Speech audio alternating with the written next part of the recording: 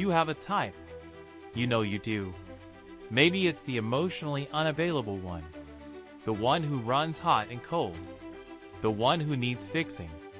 The one who never quite chooses you fully. And every time it ends, you say, never again. And then you meet someone new. And something about them feels familiar. Comfortable. Right.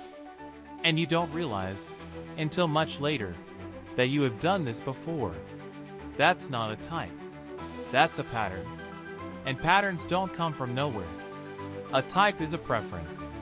Tall, funny, ambitious. A pattern is a repetition. The same dynamic, the same ending, the same feeling, in a different person's body. Patterns are not about looks or personality. They are about emotional familiarity. The way someone makes you feel.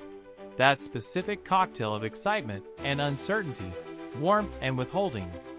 Your nervous system has felt that before. Probably a long time ago. And because it is familiar, it feels like home. Even when home was not always safe. The pattern almost always starts in childhood.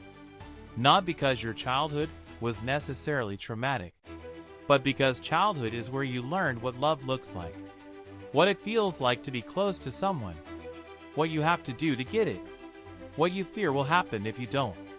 Those early relationships, with parents, caregivers, siblings, created a template. Psychologists call this an attachment style.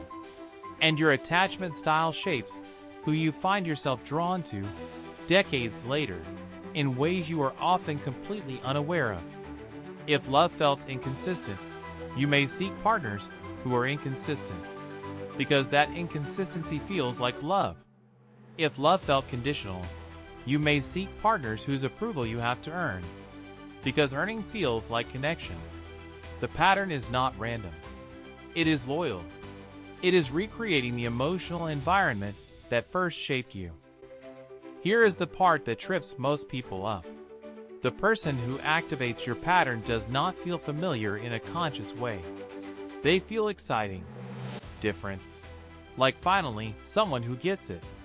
But underneath that feeling, your nervous system is recognizing a signal. The specific emotional frequency of someone who will love you in the way you learn love feels. Psychologists call this an emotional imprint, a blueprint laid down early. And your body responds to it before your mind has a chance to weigh in. That electricity you feel? That pull? That sense of this is different? Sometimes it is. But sometimes it is just familiarity in disguise. And your nervous system calling it home. Freud called it the repetition compulsion. The unconscious drive to recreate old emotional experiences.